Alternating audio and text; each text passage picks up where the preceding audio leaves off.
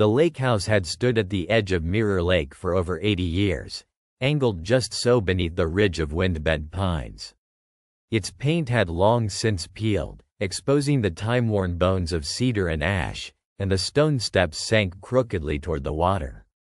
May hadn't been back since she was 16, since the night her sister vanished without a trace, but now, 26 and raw from heartbreak, she had returned to settle her parents' estate.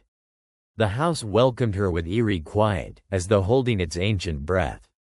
She moved from room to room scanning the dust-covered portraits and the threadbare rugs, each memory reawakening like a bruise pressed too hard.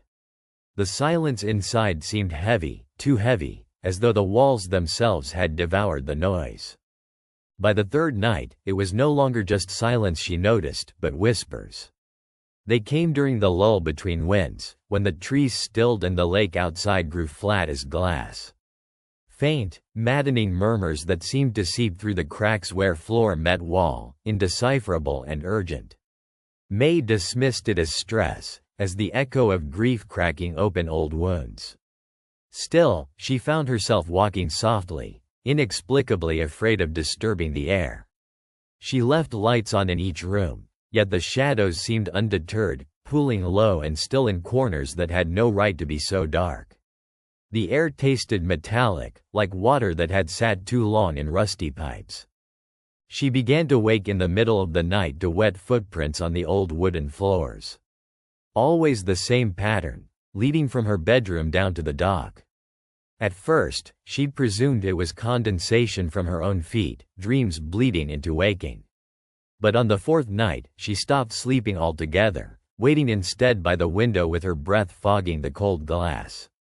At exactly 3:17, she saw them, bare, pale feet moving across the dock, pausing at the edge. A shape just tall enough to be human, draped in a soaked nightgown, hair stringing down like lakeweed. May blinked, and it was gone.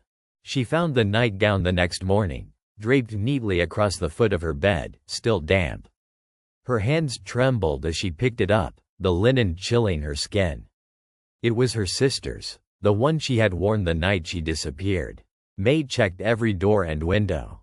All locked, no sign of intrusion. She folded the dress slowly, methodically, afraid it might unravel into something else in her hands. She placed it in a drawer and wrapped it in sweaters as though muffling a voice.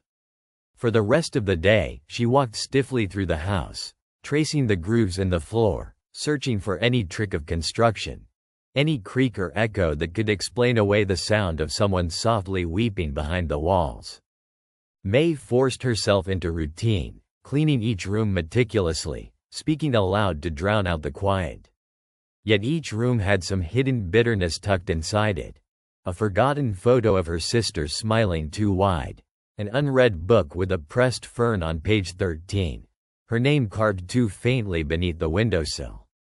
One afternoon she found a trapdoor beneath a rug in the hallway. She had never known it was there. The wood was worn smooth, as though many hands had opened it repeatedly. She hesitated before pulling it up, the hinges groaning like something waking from sleep. The stairs beneath spiraled down into water, black, unmoving water that reflected nothing above. She dropped a flashlight into it. No splash. It vanished without a sound, consumed. That night, she dreamed of drowning.